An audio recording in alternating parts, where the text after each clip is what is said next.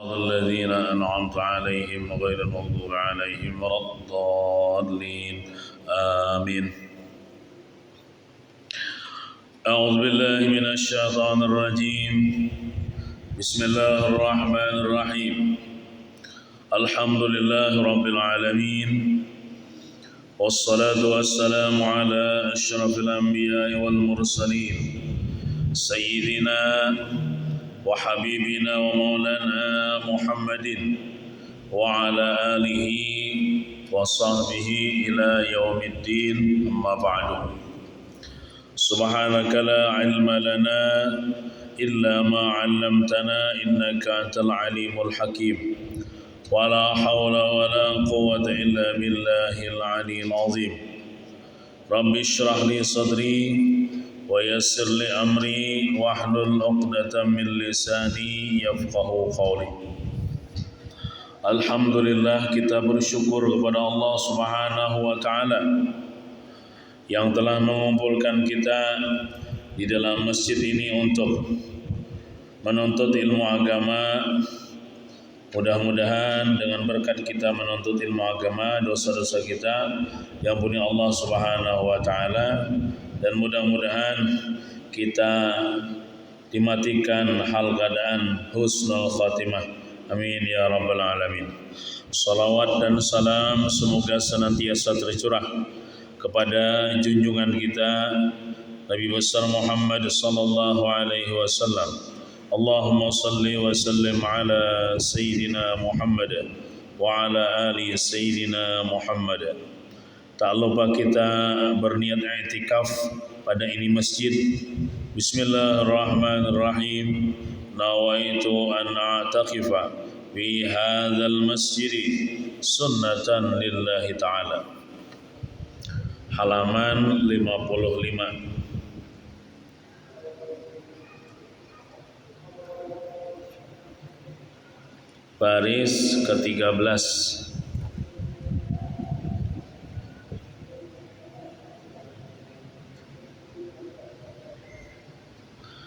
Bismillahirrahmanirrahim. Qala al-musannif rahimahullah ta'ala wa nafa'ana bihi wa bi jami' ulumihi fid darin amin. Seorang istri hendaknya selalu bersyukur terhadap suaminya. Jadi hukumnya wajib bagi istri bersyukur kepada suaminya. Arti bersyukur itu berterima kasih dan menghargai akan pemberian suaminya. Merasa cukup dengan pemberian suaminya. Sebab kekufuran terhadap suami akan mengantar dirinya masuk neraka. Kekufuran itu maksudnya kada mensyukuri, kada berterima kasih akan suami, itu bisa mengantarkan dirinya masuk neraka. Dalam kaitan ini Rasulullah sallallahu alaihi wasallam telah bersabda, Innallaha la yanzuru ila imra'atin la tashkuru zawjaha. Sesungguhnya Allah tidak berkenan memandang wajah wanita yang tidak mau bersyukur kepada suami. Maksudnya Tuhan kada memandang dengan pandangan rahmat kepada seorang istri nang kada bersyukur akan suaminya. Tuhan kada merahmati, Tuhan kada menyayangi akan perempuan tersebut tidak bersyukur kepada suami.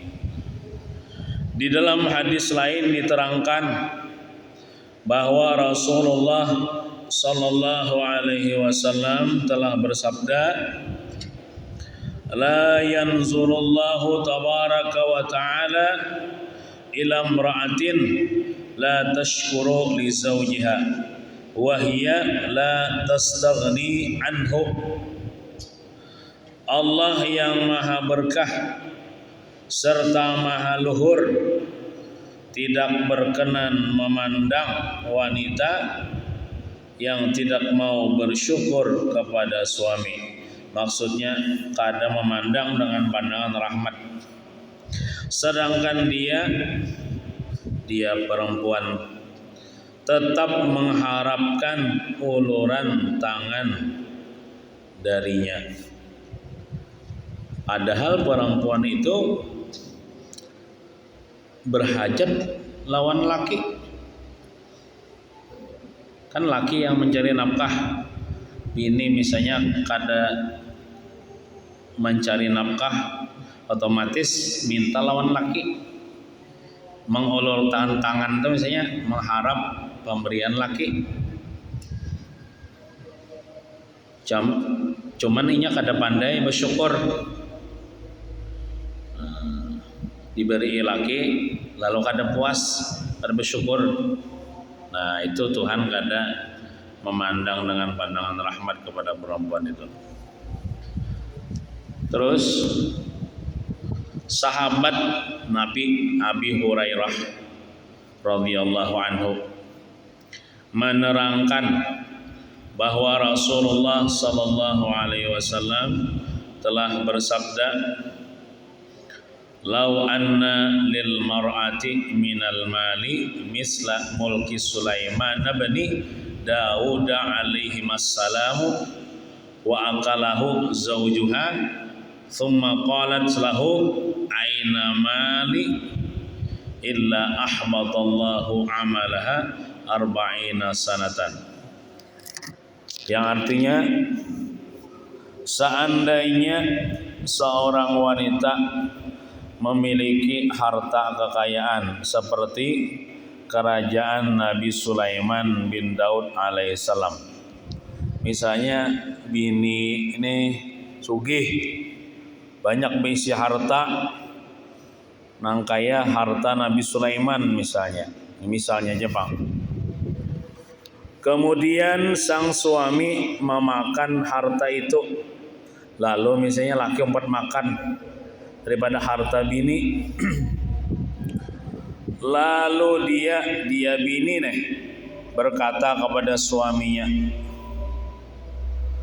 "Di mana hartaku?" Jar. Tahu ya pada dimakan laki, cuman mereka kayak menuntut balik gitu nah. Di mana hartaku ya? Dia laki sudah kemakan. Nah, misalnya tah. Maka Allah pasti akan melebur amal wanita itu selama 40 tahun. Maksud melebur itu meruntuh pahala amal ibadah selama 40 tahun. Seandainya bininya tuh sudah beribadah 40 tahun misalnya, gara-gara bepandir lawan laki, mana harta anda terjadi? Yang makan enggak? Ya misalnya kata. Nah itu kan membuat hati laki kada nyaman lah ibaratnya tah. Itu bisa menyebabkan runtuh amal ibadah bebinian itu selama 40 tahun. Jadi ibaratnya kalau laki tak makan harta bini, maka hendaklah bini itu merelakan. Merelakan. Jangan sampai bepandir hartaku yang makan ya. Oh, ya. Mana hartaku ya.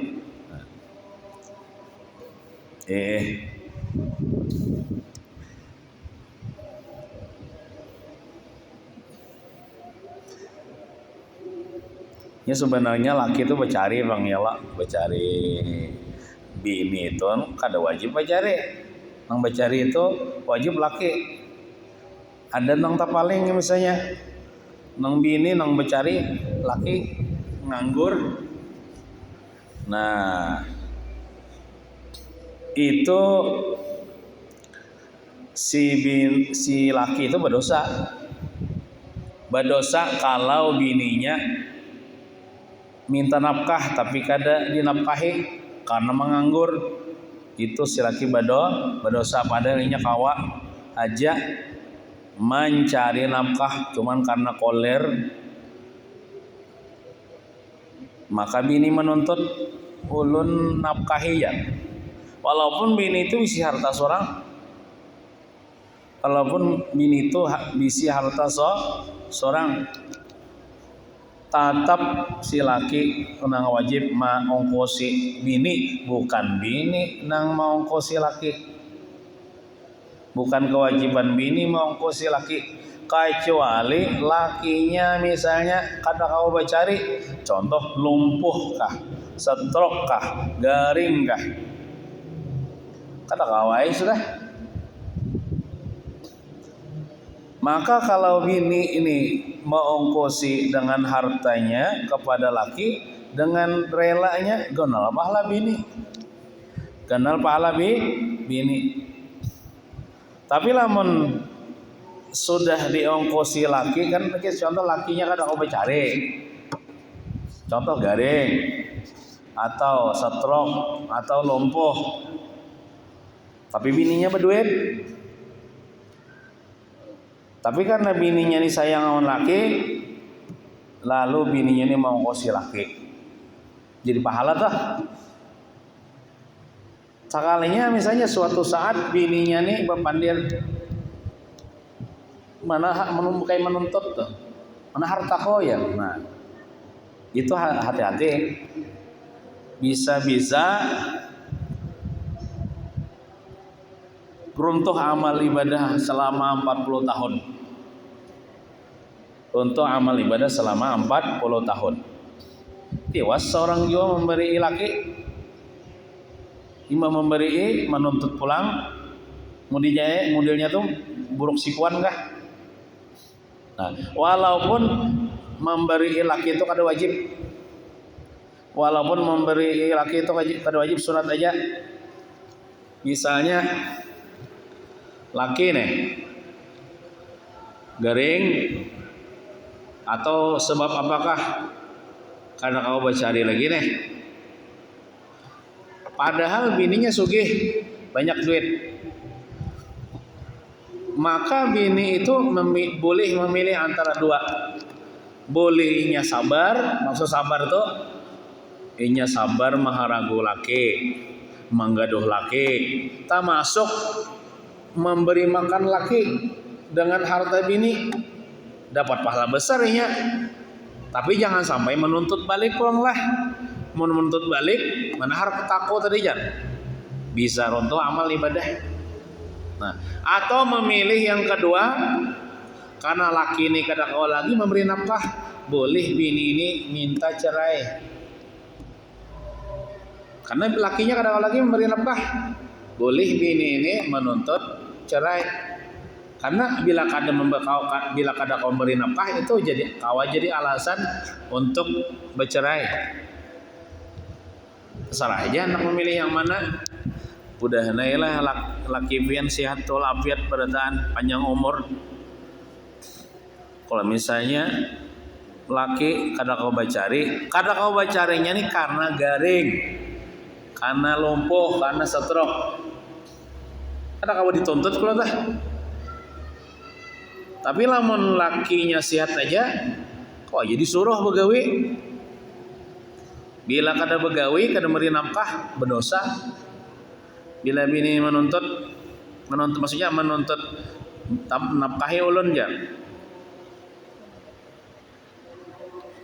Nah, amoninya garing, namanya lumpuh atau kada kau bacari karena sebab garing, itu terserah aja memilih antara dua. Ada kalanya sabar, bininya nang bacari tah.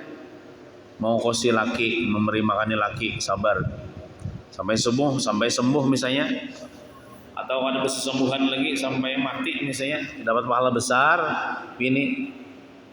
Asal jangan menuntut balik lah. Mana harta ulun, mana duit ulun yang pian makan bahari ya waktu pian garing, nah jangan. Kalau hilang runtuh pahala ibadah selama 40 tahun. Atau misalnya mun kada ikhlas jua mau kosi bercerai ya sudah.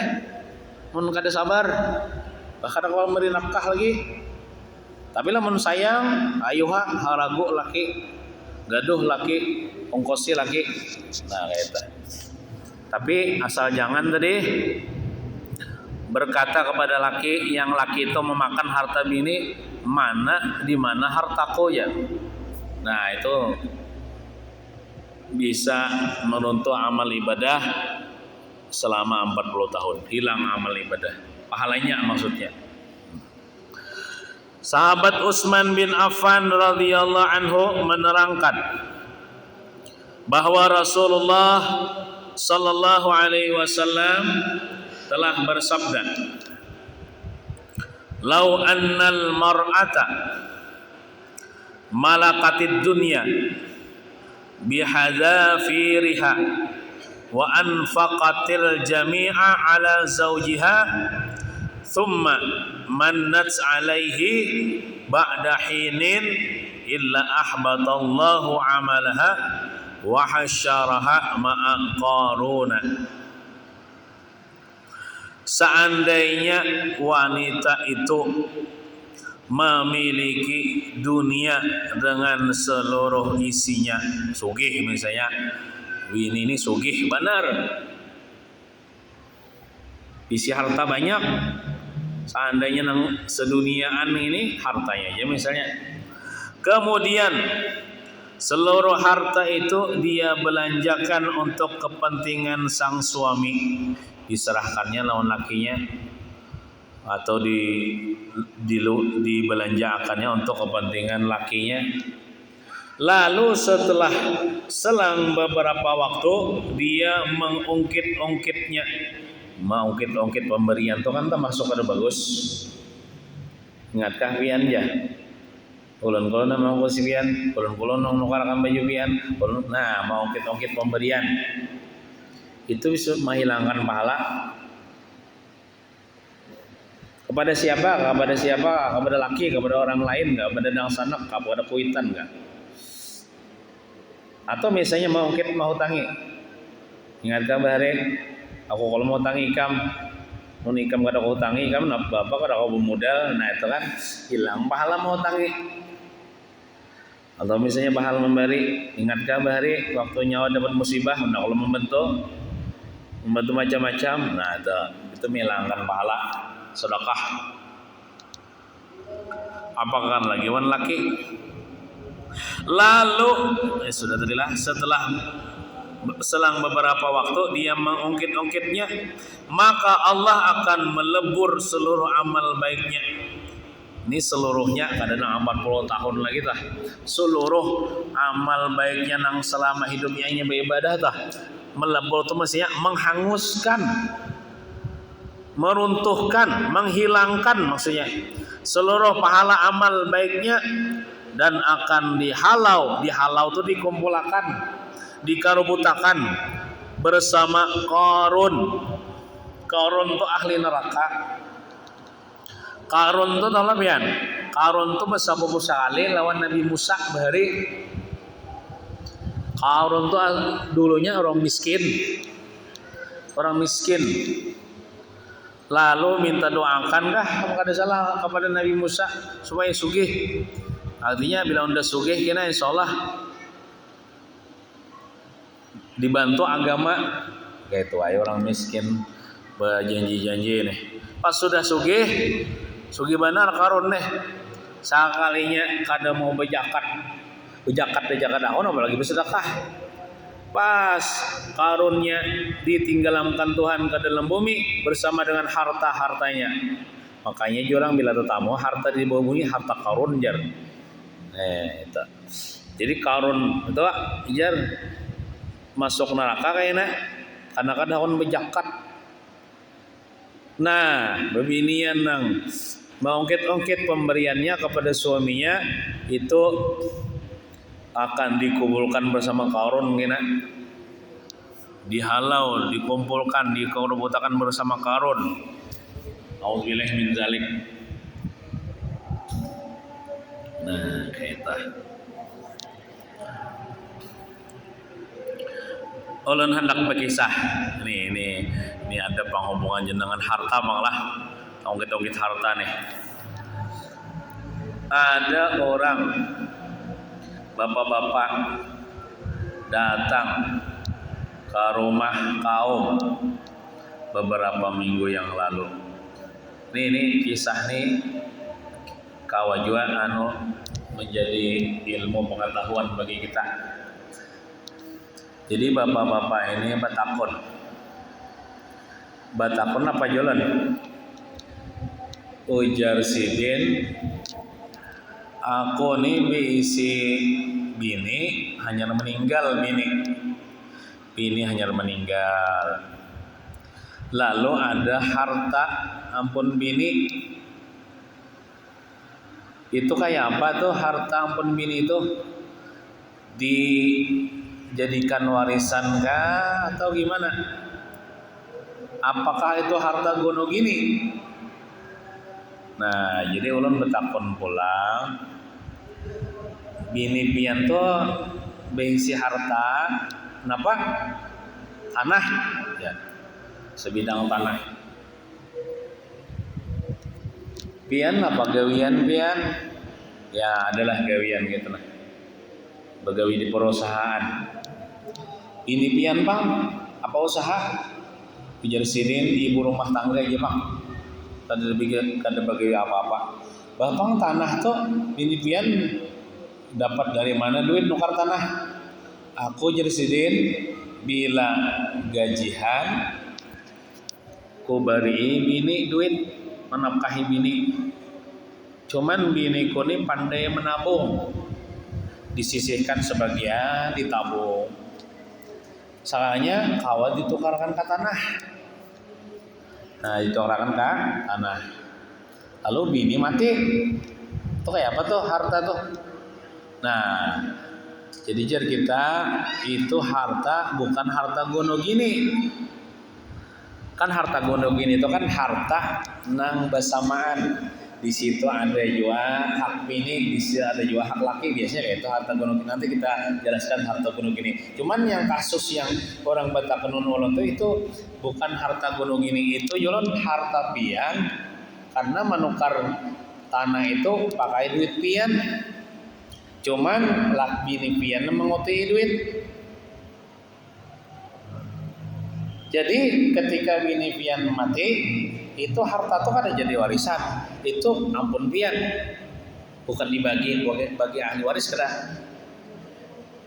Ibaratnya bini pian tuh sebagai pengelola aja, bukan pemilik. Karena itu dibeli dengan duit pian. Cuman bini menguti duit. Biasanya sebagian orang-orang kayak itu bila ada gajian langsung julung ke bini.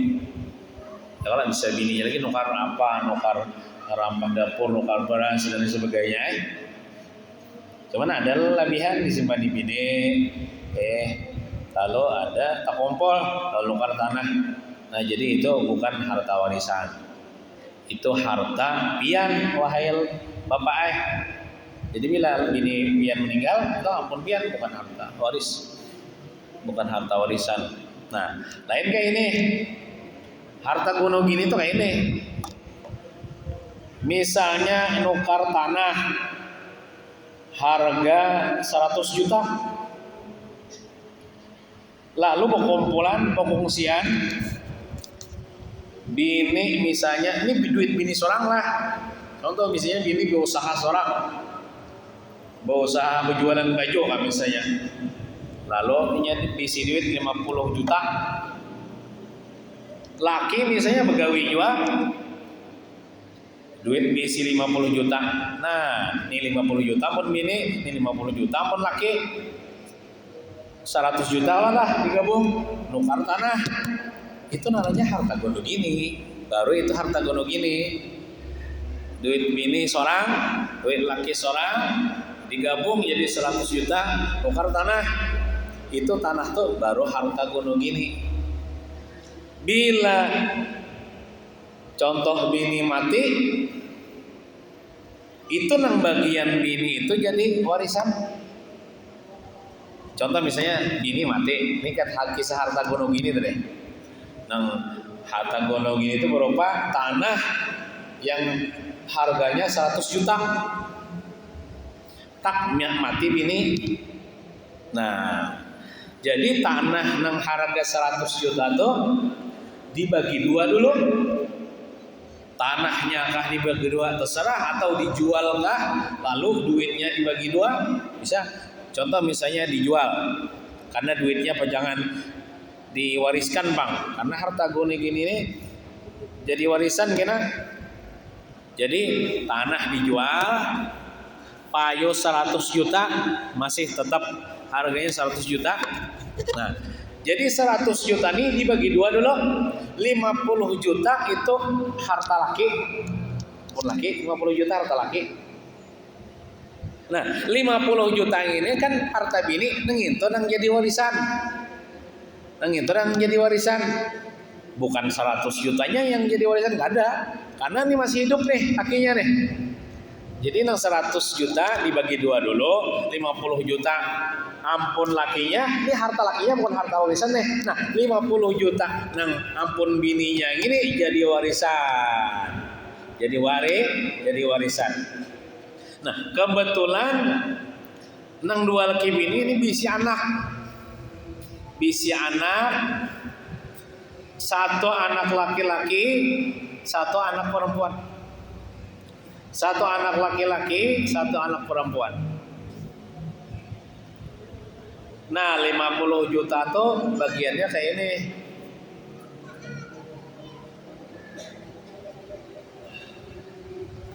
$50 juta.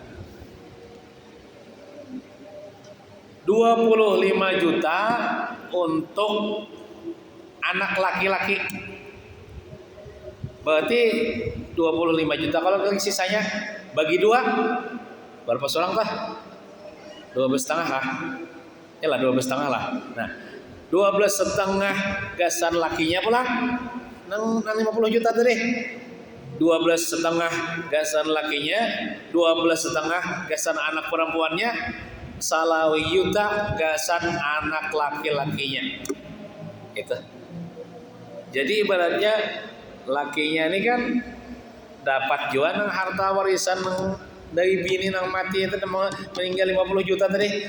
Tapi 12,5 anak perempuannya 12,5, anak laki-lakinya salawi juta, karena anak laki-laki ini dapat 2 bahagi kalau waris tuh dibandingkan anak perempuan. Nah kayak itu. Jadi jangan tak salah lah nang membaginya tuh.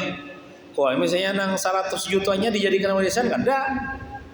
Karena di situ ada 50 juta ampun laki. Misalnya tak salah membagi warisan, orangnya masih hidup, nang lakinya nih. Jadi nang dibagi warisan itu nang hak bini itu nang 50 juta itu kalau harta gono gini. Ada guru ulun berkisah. Ini guru ulun berkisah kejadian nyata. Orang salah membagi, dikiranya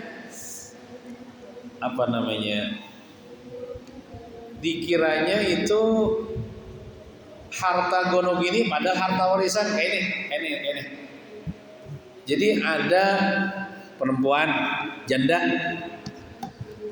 kaya, bisi duit 200 juta.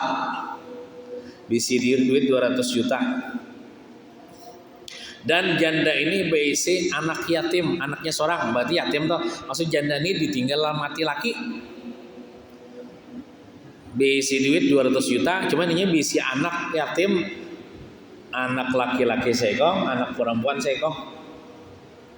Nah, pas sudah habis iddahnya kawin lawan kai-kai, ada kai-kai melamar diterima, habis sudah janda lah. Nah, jadi belaki sudah. Ya kira-kira seminggu kan sebulan dah itu nah. Bersawat lawas juga meninggal. Janda ini meninggal dunia. Nah, Ini si lakinya nih, berarti duda nih lakinya nih, nang si kai-kai tah. Ini mungkin kainya nih jahil juga tentang agama, orang kampung jahil juga tentang agama, sehingga duit nang 200 juta tuh dianggap kai atau dianggap orang kampung harta gono gini. Padahal itu harta warisan ke 200 juta tuh. Kenapa? Karena sebelumnya kawinan kai ini sudah bisa harta deh 200 juta. Itu kan tidak harta kai di situ. Kan harta guni-guni tadi, harta gono gini tadi artinya harta di situ ada ampun lagi, di situ ampun bini ya kalah. Ini ampun bini nih seutuhnya nih. Nang 200 juta dah.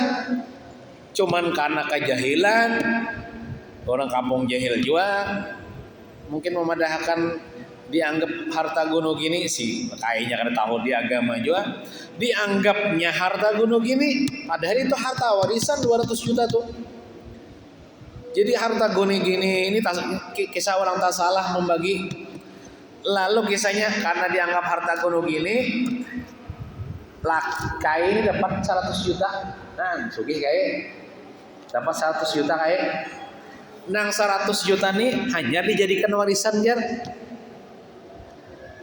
Nah lalu ini tak salah pembagian nih. Kalau misalkan orang tak salah membagi, kai dapat 100 juta, nang 100 juta ini hanya dijadikan warisan. Lalu dibagi 100 juta, 50 juta gasan anak laki-lakinya, salawi juta gasan anak perempuannya, salawi juta gasan kai. Kai sugih bisi duit 100 salawi juta kawa pulang kai kawin. Padahal sebenarnya itu tak salah pembagian itu.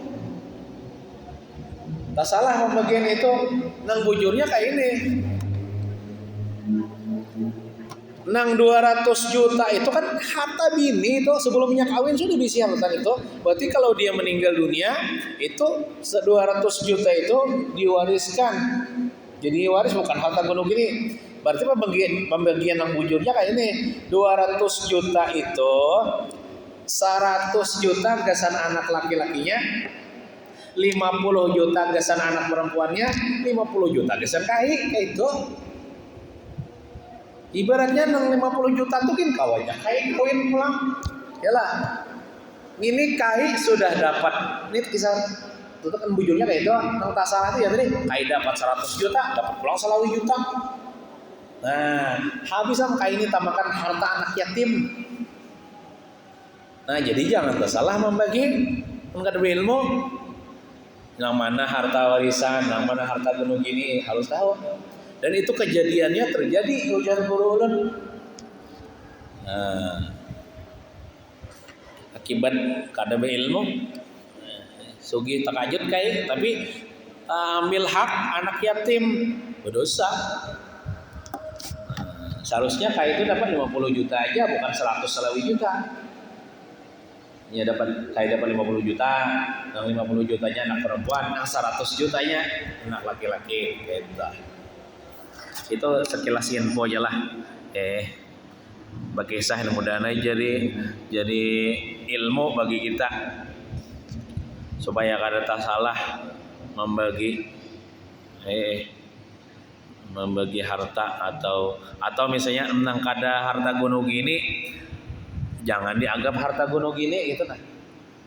Harta warisan misalnya jangan dianggap harta gunung gini. Atau misalnya harta gunung gini jangan dianggap warisan, jadi harus jelas gitu nah. Terus kembali ke kitab. Ketaatan seorang istri kepada suami merupakan hal yang pertama kali akan dihisab. Maksud dihisab itu ditakuni di hadapan Allah. Dalam kaitan ini Rasulullah sallallahu alaihi wasallam telah bersabda, awwalu ma tus'alul mar'atu yaumal qiyamati an salatiha wa an ba'liha. Yang artinya perkara yang pertama kali ditanyakan kepada para wanita, ini wanita yang bisi suami maksudnya, di hari kiamat nanti adalah mengenai salat 5 waktu dan suami. Jadi bila istri-istri nih kena di akhirat awal-awal yang ditakuni Tuhan kenapa? Kayak apa sembahyang ikam bujur lah. Bulan bujur aja sembahyang. Ikam betul yang kedua apa takuni? Wan laki bang kayak apa? Baik aja lah hubungan lah. Baik aja hubungan. Nah, yang mana ya aman baik aja. Tapi lah wan laki nah kayak apa kena? Nah. Dalam hadis lain telah ditegaskan pula bahwa Rasulullah sallallahu alaihi wasallam telah bersabda, awwalu ma yuhasabur rajulu ala salatihi summa an nisaihi wa ma malakat yaminuhu in ahsana usyratahu ma'ahum wa ahsana ilaihim ahsanallahu ilaihi wa awwalu ma tuhasabul mar'atu ala salatiha summa an haqqi zawjiha. Perkara yang pertama kali diteliti atau dihisab atau ditakuni bagi seorang lelaki adalah salatnya, salat yang wajib lah.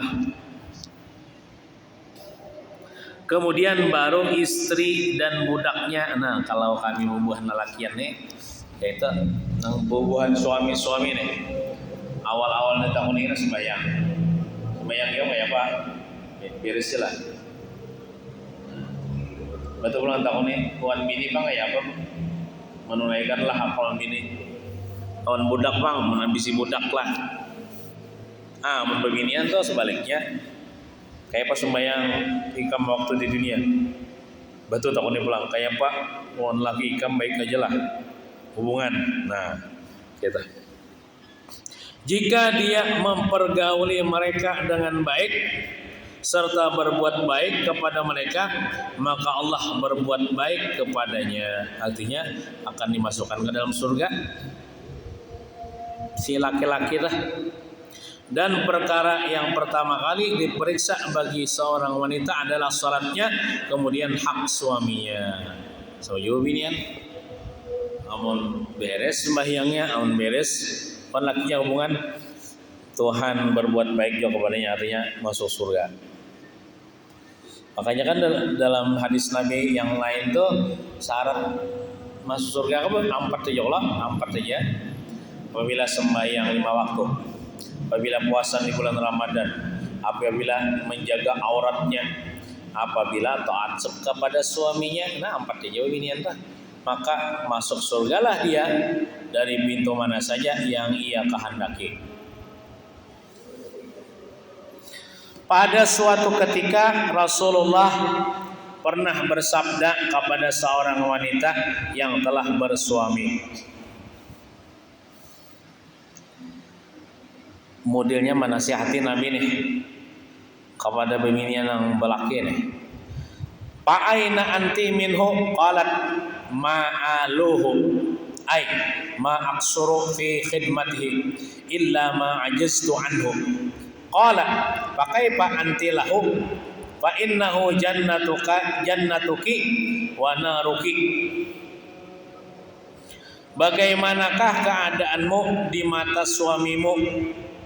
Artinya ikam ini kayak apa hubungan dengan laki? Jawab perempuan itu, saya tidak mempersempit serta tidak gegabah dalam berbakti.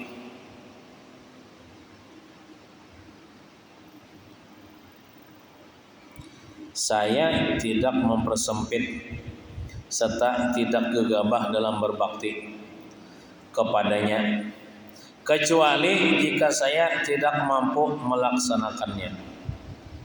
Lalu Rasulullah SAW bersabda, apapun kedudukanmu di mata suami, hendaklah engkau selalu sadar bahwa dia adalah surgamu dan nerakamu. Artinya tergantung laki ikam. Bila ikam bakti lawan laki, lalu laki ikam senang, ridha, masuk surga ikam. Tapi kalau ikam tidak mengoler bakti lawan laki, lalu laki ikam gak ada ridha, masuk neraka ikam. Jadi tergantung laki ikam. Bila laki ridha surga, bila laki kada ridha masuk neraka. Maksudnya kada ridha gara-gara misalnya jahat perangai engkau. Nah, Rasulullah sallallahu alaihi wasallam telah memberikan ilustrasi itu perumpamaan atau contoh tentang wanita penghuni surga dan wanita penghuni neraka. Nah, beliau telah bersabda, panjang hadisnya lah. Ayo ada mau kita baca. Arba'atun minan nisa'i fil jannati wa arba'atun minan nari wa zakara minal arba'ati allawati fil jannati imra'atan afifatan ta'i'atan lillah wa li zawjiha waludan sabiratan qani'atan bil yasiri ma'a zawjiha zata haya'in wa in ghaba anha zawjuha hafizat nafsaha wa malahu wa in hadara amsakat lisanaha anhu imra'atan mata zawjuha wa laha auladun sigarun wa habasat nafsaha ala auladiha wa rabbathum wa ahsanat ilaihim wa lam yatazawwaj khasyata ay yudayyi'u. Summa qala wa ammal arba'atul lawati fin nari famra'atun badhiyatul lisan ala zawjiha wa in ghaba anha zawjuha lam tasun nafsaha wa in hadara azathu bi lisaniha wa mar'atun tukallifu zawjaha ma la yatiqu وامرأة لا تستر نفسها من الرجال وتخرج من بيتها متبرجة وامرأة ليس لها هم إلا الأكل والشرب والنوم وليس لها رغبة في صلاة ولا في طاعة الله ولا في طاعة رسوله ولا في طاعة زوجها فالمرأة إذا كانت بهذه الصفات كانت ملعونة من أهل النار إلا أن تتوب. Empat wanita menjadi penghuni surga. Ini Rasulullah mensifatkan tanda-tanda empat wanita menjadi penghuni surga. Sedang empat wanita lainnya menjadi penghuni neraka. Nah ini jangan diikuti ini akhlaknya. Namun penghuni surga itu gawi aja amalannya apa? Lalu beliau menyebutkan sebagian dari empat wanita yang menjadi penghuni surga apa? Yakni wanita yang memelihara diri. Memelihara diri itu maksudnya dia menjaga auratnya, kada memamerkan kecantikannya, kada berselingkuh, kada berpacaran dengan laki-laki lain, kada pina menampakkan keongahan di hadapan laki-laki lain. Namun nak bongah tu di hadapan laki seorang aja, di hadapan laki-laki lain jangan pina bongah. Nah itu maksudnya memelihara diri. Termasuk menutup diri.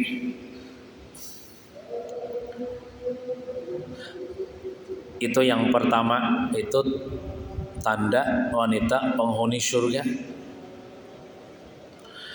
Taat kepada Allah dan kepada suami. Nah, tanda-tandanya.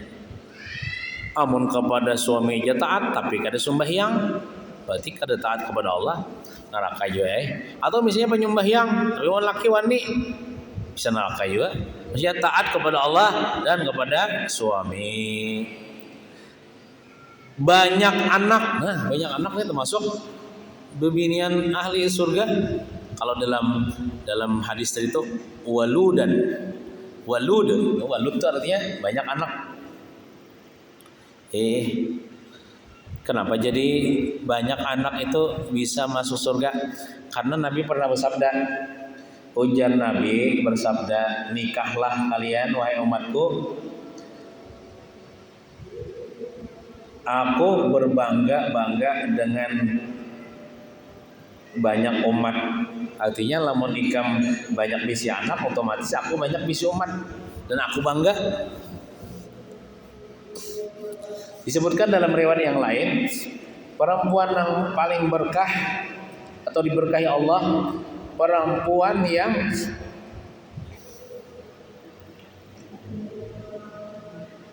jujurannya mudah, maksudnya tuh murah jujurannya, cepat menikahnya, dan paranakan.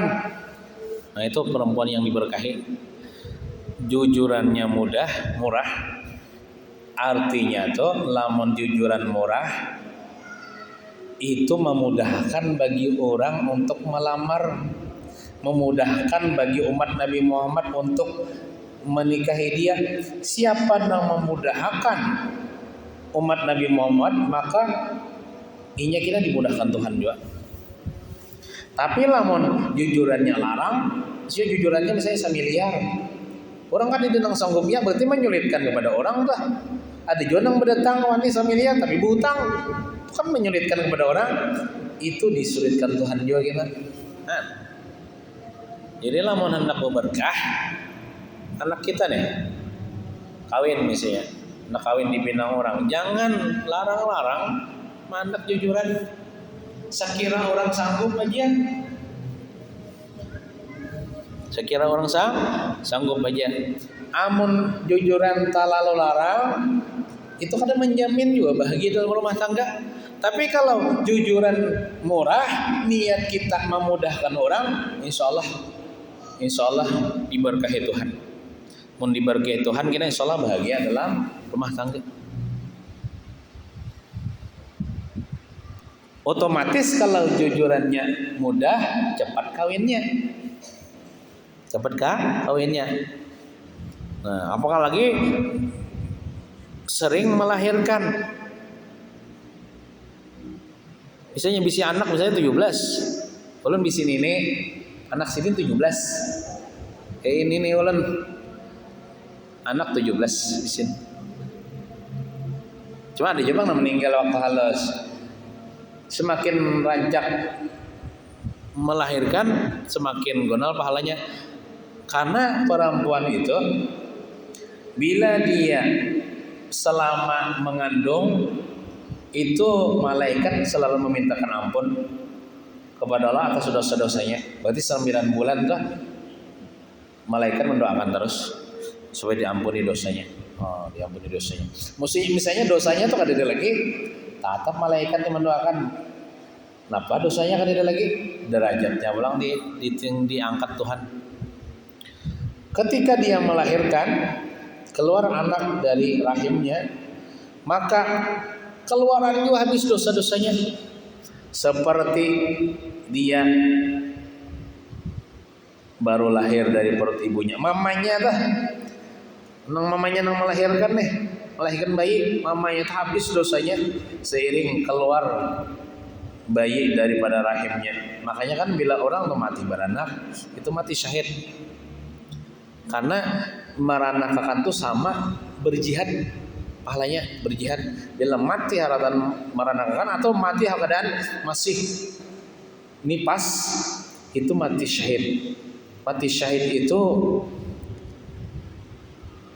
disiksa di kubur, lepas dari siksa kubur, masuk surga orang asal orang Islam. Nah, luar biasa menang ya. Balasan Tuhan kepada perempuan yang melahirkan. Apakah lagi melahirkannya rancak kayak ini ulang dari 17 kali melahirkan. Semakin banyak pahalanya, semakin tinggi pangkatnya di sisi Allah Subhanahu wa taala. Makanya kan dikatakan di sini termasuk tanda-tanda perempuan ahli surga banyak anak. Nah, kemudian sabar, penyabar.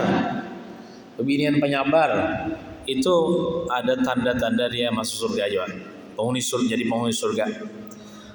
Bila dimamai laki sabar aja misalnya.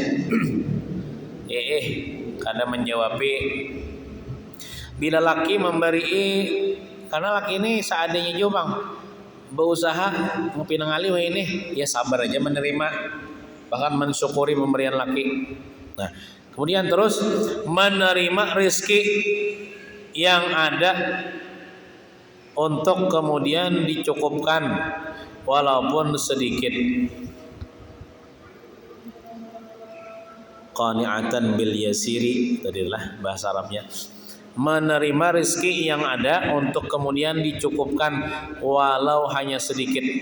Contoh laki memberi 15.000 aja sehari, dicukupakannya dicukupakannya kayak apa caranya? Artinya dia menerima dengan sabar, dengan syukur. Karena lakinya saya itu Bang pemulihan biasanya. Dicukupnyakannya ibarat nukar baras itu ya kada apa-apa mah 1,5 liter.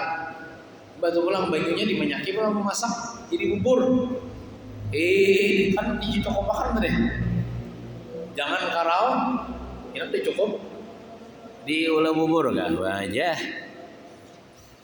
Ya dicukupakan, Bang. Nah itu tanda ahli surga.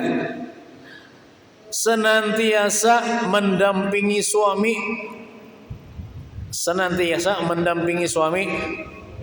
tambahan ulunnya malah dikala suka dan dikala duka. Nah ya Allah, di ketika suka dan duka, jangan bila laki berduit hanyar sayang, bila laki kada berduit ditendang. Nah maksudnya kada sayang, kada kaitah. Senantiasa mendampingi suami. Maksud mendampingi inilah selalu bersama. Maksud selalu bersama ini kan juga kayak ini. Anu aja selalu mendampingi bila laki ke WC 4 jua ke WC. Karena kayak itu maksudnya. Laki menuri 4 jua membuntil ke jual tuh kan. Karena kayak itu. Maksud mendampingi ini ya kada membuang ke laki. Kada meninggalkan laki, itu maksudnya. Selalu bersama dalam rumah tangga. Nah, mendampingi laki suami maksudnya.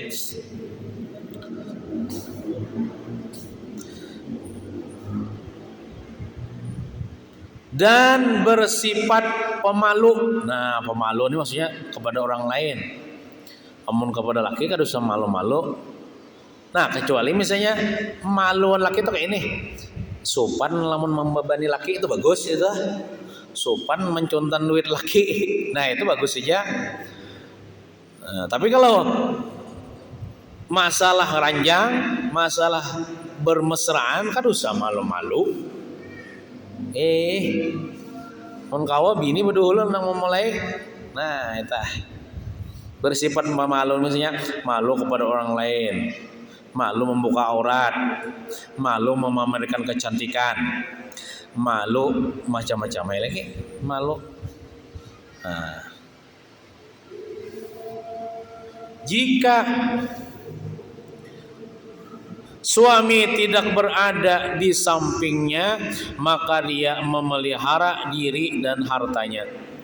Amun laki kadada di rumah,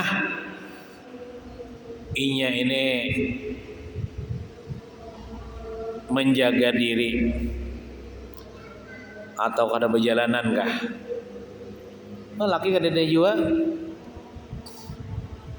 Kini bila ada laki ada nyari Allah berdandan, bila kada ada laki harus berdandan. Kesan apa berdandan mun laki kada ada? Kesan orang lain lah. Berarti berdosa kesan orang lain. Nah, dan harta laki dijaga, memelihara harta laki. Jika suami berada di rumah, maka dia mengekang lidahnya. Nah, bila ada laki di rumah, inya bepandir itu baguslah lidahnya gitu lah. Mengekang lidahnya itu maksudnya tidak bepandir kepada laki kecuali yang baik-baik. Kecuali yang lembut-lembut yang menyenangkan hati laki. Kada maulah hati laki sakit. Di antara 4 wanita penghuni surga yang lain adalah wanita yang ditinggal mati suami, janda nih, dan masih memiliki anak yang masih kecil-kecil, anak halus masih laki mati, janda, kemudian dia mengekang dirinya memelihara dan mendidik anak-anaknya serta berbuat baik terhadap mereka serta tidak mau kawin lagi karena takut menyia-nyiakan mereka.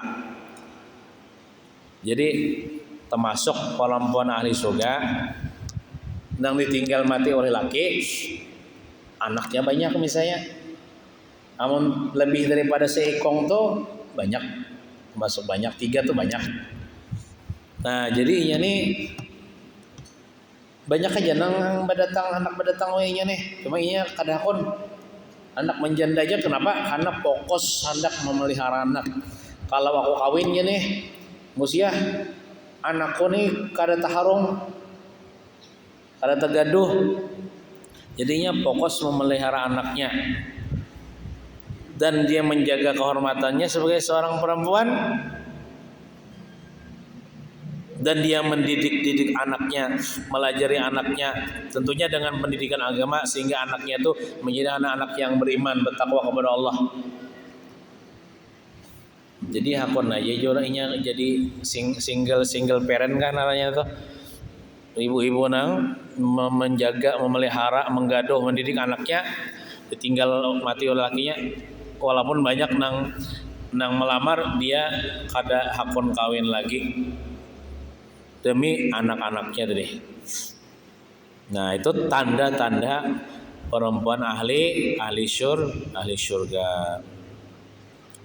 Kemudian Rasulullah bersabda, adapun 4 wanita yang menjadi penghuni neraka adalah, ingin sedikitlah, wallahu a'lam bissawab.